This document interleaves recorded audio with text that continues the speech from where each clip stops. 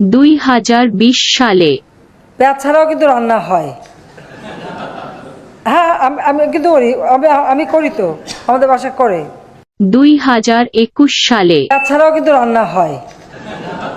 2022 সালে। বেগুন দিয়ে বেগুনি না খেয়ে আরও যে সবজি সহজলভ্য আছে সেটা দিয়ে খেলেই হয়, আমরা তাই খাই। মিষ্টি কুমড়া দিয়েও খুব ভালো বেগুনি না বানায়, মিষ্টি কুমড়া দিয়েও বেগুনি বানানো যায় সেভাবে। 2023 সালে। আমি কিন্তু করি আমাদের বাড়িতে কাঁঠালে কাবাব করি, মাংসের পরিবর্তে কাঁঠালটা দিয়ে আমরা ওই স্বামী কাবাব বানানো বা বার্গার বানানো। আমরা যখন ছোট ছিলাম তখনকার সময় মা বাবারা একটাই কথা বলতো যে ভালো হলে লেখাপড়া কর, ভালো একটা চাকরি বাকরি করে যাতে আমাদের মুখে দুমুঠো খাবার তুলে দিতে পারিস। আর বর্তমানের মা বাবারা বলে লেখাপড়া করি লাভ কি, পাসপোর্ট বানায় দেই, 14, 15, 16 বছর বয়স হলে দেশের বাইরে যায়া গুলামি করি খা। তাইলে দেশ কতটা উন্নত আপনি বুঝতে পারতেছেন। এতে আপনারা দেখতে পাইবেন বাংলাদেশের আওয়ামী লীগ আর ভারতের বিজেপি একই রকম। ভারতে যেমন নরেন্দ্র মোদী ধর্মের, যেমন হিন্দু মুসলিম ধর্ম নিয়ে রাজনীতি করে, বাংলাদেশের সরকার তো ধর্মনীতি করবেন না, সে রাজনীতি করে বিভিন্ন প্রকার আলেম ওলামাদের আটকায়া রাজাকার নিয়ে। দেশের পক্ষে কথা বললে আপনি বর্তমানে রাজাকার, আর দেশের যে শোষক দেশকে যে বেচতেছে, দেশকে যে ভোগ করতেছে রাক্ষসের মতো, তার পক্ষে কথা বললে আপনি হবেন দেশের 1 নাম্বার মুক্তিযোদ্ধা। আপনার বয়স 15 কিংবা 20 হোক, তাতে কোনো সমস্যা নাই। দেশের শোষকের, দেশের রাক্ষসিনীর পক্ষে কথা বললেই আপনি মুক্তিযোদ্ধা। কেউ কি ভাবতে পারেন সাধারণ একটা ইউটিউবার একটা দেশের শক্ত পোক্ত একটা রাজনৈতিক দলে নাকানি সুবানি খাওয়াবির পারে?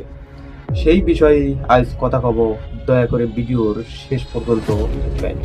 ভারতের ভোটাভুটি শুরু, আর এই ভোটাভুটিতে বিজেপির বিরোধী পার্টি কংগ্রেস শক্তপোক্ত একটা অবস্থানে দাঁড়ায় আছে।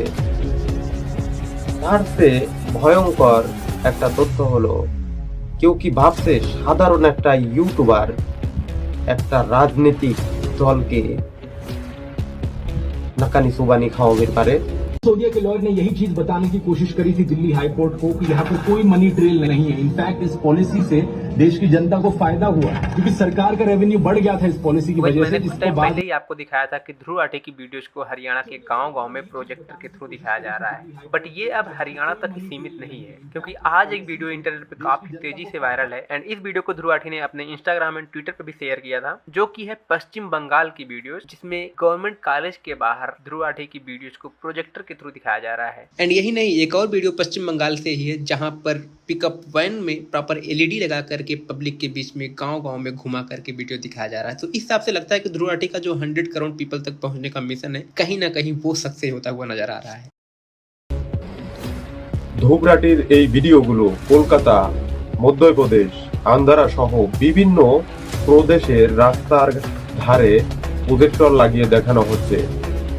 এমনকি ট্রাকে প্রজেক্টর লাগিয়েও রাস্তায় চালিয়ে দেখানো হচ্ছে। এই ভিডিওগুলোতে কি আছে, কি এমন কথা যে একটা রাজনৈতিক দলকে নাকানি সোবানি খাওয়াচ্ছে? ভিডিওগুলোতে কিছুই নাই, শুধুমাত্র যা কিছু আছে সব নরেন্দ্র মোদী যা কইছে সেইগুলাই সে রিপিট করছে। তবে তার যে মুখের ভাষা তীরের চাইতেও অধিক দ্রুত। এই জন্যই বলি, অন্যায়কারী হাজারো আঘাত করবে, কিন্তু ন্যায়কারীর একটা আঘাতই যথেষ্ট। ভারতের নরেন্দ্র মোদী আর বাংলাদেশের শেখ হাসিনা একই নদীর পানি। আপনারা দেখে থাকবেন, বাংলাদেশে যদি কোনো জিনিসের দাম বৃদ্ধি পায়, ওই জিনিসের সমাধান কিভাবে করা যায় তা না বলে লয়া ওই জিনিস ব্যবহার করাই বন্ধ করে দিতে বলে বাংলাদেশ প্রধানমন্ত্রী জননেত্রী শেখ হাসিনা। কিছুদিন আগেই হয়তো আপনারা টিভি চ্যানেল অথবা অন্যান্য মিডিয়ায় দেখে থাকবেন যে রান্নার তেলের দাম বাড়ায় জনগণের মিছিল মিটিং এর টোপের মুখে পড়িয়া জননেত্রী শেখ হাসিনা কি বলল যে তেল ছাড়া কি রান্না করা যায় না, ভেন্ডির তেল দিয়েও তো রান্না করা যায়। তো আমাদের একটাই প্রশ্ন, জননেত্রী শেখ হাসিনা আপনি আগে ভেন্ডির তেল দিয়ে রান্না করেন এবং রান্না করিয়া 2 থেকে 4 মাস আপনি খায়া ট্রাই করেন যে আসলে ওই জিনিসটা স্বাস্থ্যের জন্য পুষ্টিকর না অপুষ্টিকর। যদি পুষ্টিকর প্রমাণিত হয় জনগণ ব্যবহার করতে বাধ্য। পেঁয়াজ, গোস্ত অথবা আপনার জীবন যাপনের ক্ষেত্রে যে কোনো জিনিসই প্রয়োজন হোক না কেন, যদি সেগুলার দাম বাড়ে সেটা সরকারের কোনো দোষ না, সেটা আপনার দোষ, আপনি কেন খান, এটাই সরকারের কথা। বর্তমান বাংলাদেশে আপনারা দেখেছেন যে জননেত্রী শেখ হাসিনা যখন গোস্তের দাম বাড়ে গোস্তের বদলে কাঁঠাল খাওয়ার পরামর্শ দেয় যে কাঁঠাল দিয়েও নাকি গোস্তের স্বাদ নেওয়া যায়। আর আমাদের দেশের জননেত্রী শেখ হাসিনা কথায় কথায় ইউরোপ আমেরিকার সাথে তুলনা করে যে ওখানেও দাম বাড়ছে, ওখানেও যদি দাম বাড়ে তাহলে তাদের আয়ত্তে আছে। বাংলাদেশের একজন মানুষের মাথাপিছু আয় কত আর ইউরোপের একজন মানুষের মাথাপিছু আয় কত? ইউরোপ বাদই দিলাম, সাধারণ মালয়েশিয়ার কথাই বলি। একজন মানুষ যদি সারাদিন কাজ করে অথবা 8 ঘন্টা কাজ করে, মিনিমাম তার স্যালারি মালয়েশিয়ান 60 রিঙ্গিত ধরলাম। যদি এই ক্ষেত্রে বাংলাদেশে আপনি কনভার্ট করেন তাহলে দাঁড়াচ্ছে 1300 থেকে 1400 টাকা।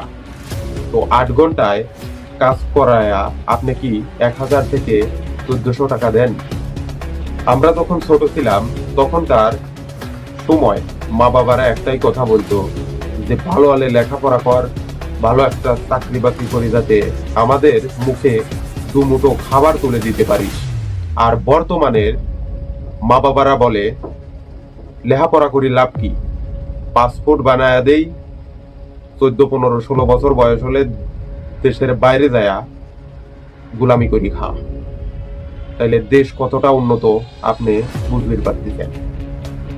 এতে আপনারা দেখতে পারবেন বাংলাদেশের আওয়ামী লীগ আর ভারতের বিজেপি একই রকম।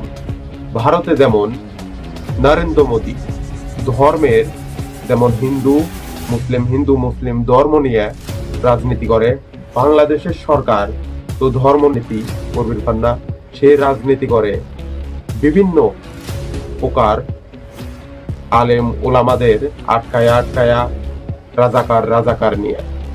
দেশের পক্ষে কথা বললে আপনি বর্তমানে রাজাকার, আর দেশের যে শোষক দেশকে যে বেচতেছে, দেশকে যে ভোগ করতেছে রাক্ষসের মতো, তার পক্ষে কথা বললে আপনি হবেন দেশের 1 নাম্বার মুক্তিযোদ্ধা।